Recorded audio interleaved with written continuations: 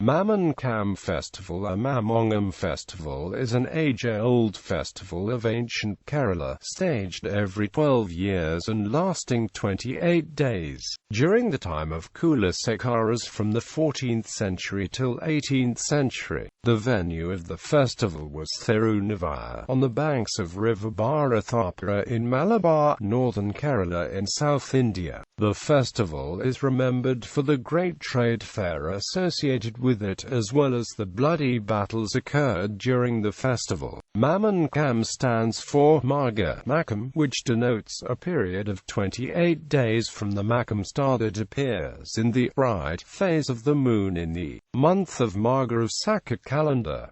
It occurs once in every 12 years. During this occasion, various forms of sports events, martial arts, intellectual contests, cultural activities, rituals and folk art performances were performed on every nook and corner of the vast and wide sandy shores of Bharathapuzha. Pilgrims from distant places, trading groups and travelers from foreign countries like Arabia, Greece and China used to visit and participate in this unique festival. The contributions made by these visitors by exchanging vivid agricultural, architectural, as well as cultural innovations of the faraway lands have enriched the glory of this grand event. In the course of time, the great Maagha Makam gradually became Mamangam. At the end of the rule of Kulasekharas, the right of Mamangam passed to the kings of Param-Padapu and then to the Hindu rulers of Valavanad. Later the Samoothiri of Kozhikode defeated the Valavanad rulers in Thirunavaya wars, resulting in long-drawn rivalry and bloodshed between these two rulers.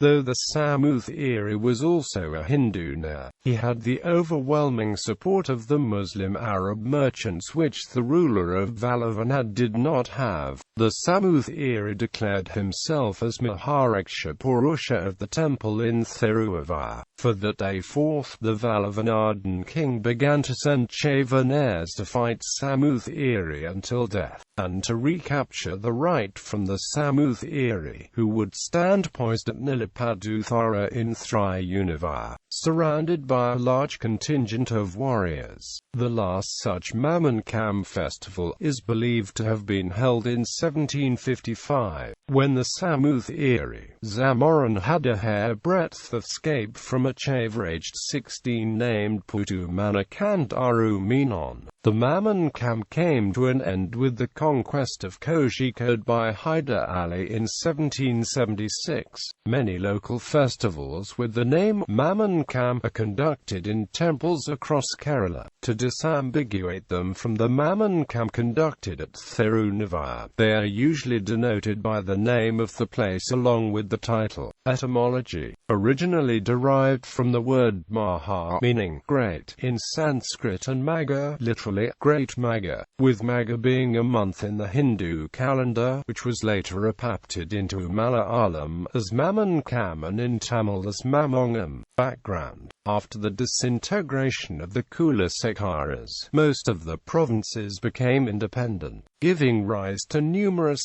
city-states along the coast of Malabar. The Param-Padapu kingdom and then Valavanad owned the right to conduct the Mamangam festival as Maharaksha Purusha. After acquiring the Polanad state, the Samoothiri turned his attention to other states around him. Between 1553 to 1561 AD, the Samoothiri Raja fought a series of small battles with smaller states called the Thirunavaya Wars. As Thirunavaya was captured, Samoothiri proclaimed himself as the Raksha Purusha and took over sole right of conducting the Mamangam festival. The next Mamangam at Thirunavaya was conducted under the auspices of Samoothiri with great pomp and splendor. During the Mamankam festival. All other kings used to send flags as a symbol of regard to the Samoothiri at Thirunavaya, but Valavakanatiri, who did not recognize the Samoothiri as the legitimate Rakshapurusha but considered him only a usurper, used to send Chaivas. Instead, if these men could kill the Samoothiri, who was protected by thousands of soldiers, the right of Rakshapurusha would have devolved on the Waluvanad Raja. These Chavas were sworn soldiers who preferred death to defeat, and who sacrificed their lives to avenge the death of Valavanad princes in the Thirunavaya war. The death of the Velatiri princes also started a period of intense hatred and war between the two kingdoms, which paved the way for the diminishing the power of Valavanad.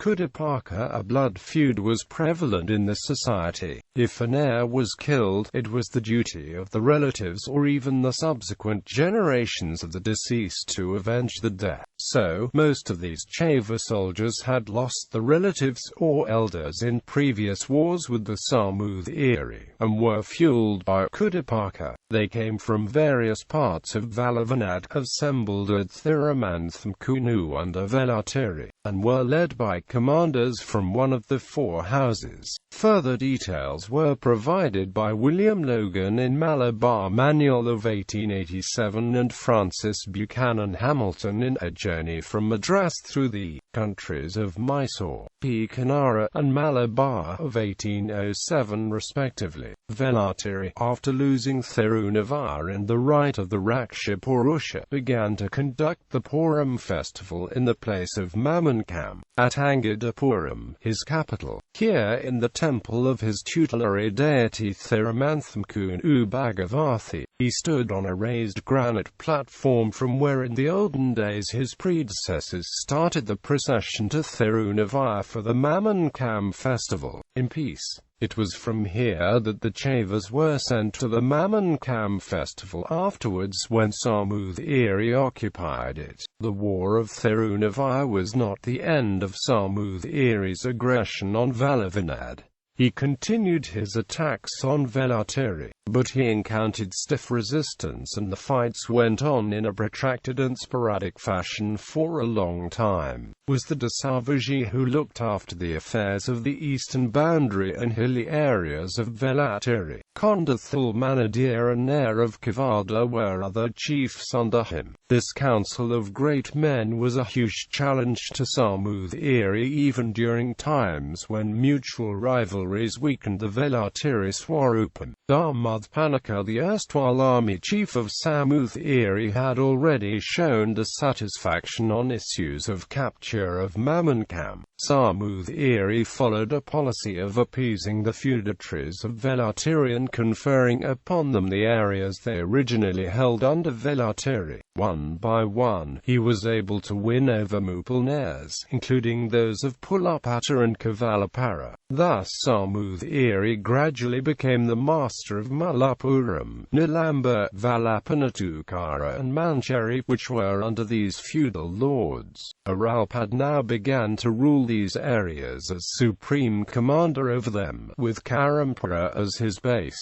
But Samoothiri faced defeat in the next attack on Parampadapu. The Parampadapu Rajas appealed to their ally Velatiri for assistance. The combined army resisted Samoothiri's forces and a bloody war ensued for 3 days, at the end of which Samoothiri's army was on the retreat. Participating families. After the capture of Thirunavaya by Samoothiri, the festival often turned into battlefields. The Chaivas to assassinate the Samoothiri participating from the kingdom of Valavanad hailed from the 4 of the most important heir families of the Valavanad. These families were Putumanapanikas, Chandrathpanikas, Kokatpanikas, Virkit Panikars. A total of 18 Deshavages of Vallabhanadu went to the Mamankam festival, led by the lead heir from each of the 4 main families. Apart from the 4 lead warriors, the other 14 hailed from the following families: 2 heirs from unknown Vallabhanad families, 2 Nambudiris from Vallabhanad, 2 Mupal heirs from the Vallabhanad royal house, Akanaval Empralakada, Varia of Kulatha, Pisharadi of Uppam Kalathal, Velordi of Partharamana, Nair of Parakat, Nair of Kakit, Nair of Manamala and Amp, Pisharadi of Cherukara. Out of the 18 Deshavajas, 13 were Nairs, 2 were Nambuthiri Brahmins and 3 were Ambalavasi Brahmins. The ruler of Vallabhanadu hailed from the Velatiri subdivision of Samanthan Air subcaste, and held the title of Mupal Nair. Zamorin belonged to the Aradi subdivision of Samanthan Air subcaste. 1683 Mamankam Festival. Account of Chava attack at Mamankam of this year given by Logan amid much din and firing of guns. The Morituri, the Chavan heirs, the elect of 4 Nair houses in Waluvanad, step forth from the crowd and receive the last blessings and farewells of the friends and relatives. They have just partaken of the last meal they had to eat on earth at the house of the temple representative of their chieftain. They are decked with garlands and smeared with ashes.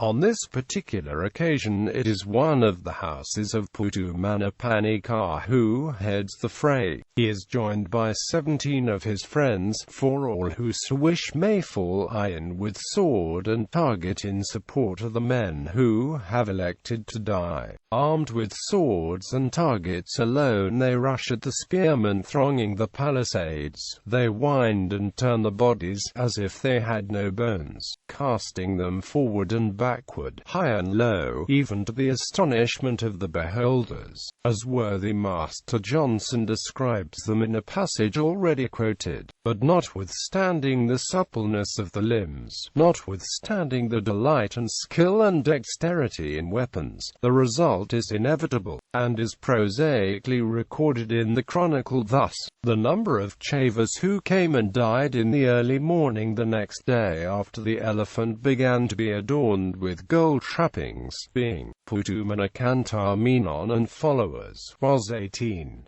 At various times during the 10 last days of the festival the same thing is repeated. Whenever the Zamoran takes his stand on the terrace, assumes the sword and shakes it, men rush forth from the crowd on the west temple gate, only to be impaled on the spears of the guardsmen who relieve each other from day to day. In the first Chava song, Chengaji Nambiar Patus, which contains the reference to the Mamakam of 1505 AD, the poet pays homage to the hero Changaji Nambiar. The poem deals at length with his preparations for the festival for getting ready to Mamankam. 1695 Mamankam Festival. About the next Mamankam from New Accounts of the East Indies by Captain Alexander Hamilton, Chapter 15. In anno 1695, one of these jubilees happened when the tent was pitched near Ponani, a seaport of his about 15 leagues to the southward of Calicut. There were but 3 men that would venture on that desperate action, who fell on with sword and target among the guards, and after they had killed and wounded many, were themselves killed. One of the desperadoes had a nephew of 15 or 16 years of age, that kept close by his uncle in the attack on the guard, and when he saw him fall, the youth got through the guard into the tent and made a stroke at his Majesty's head, and had certainly dispatched him, if a large brass lamp which was burning over his head had not marred the blow. But before he could make another he was killed by the Mangachan's guards, and I believe the same Samuth Erie reigns yet. I chanced to come that time along the coast and heard the guns for 2 or 3 days and nights successively. The 15-year-old boy mentioned was Chandrath Panika,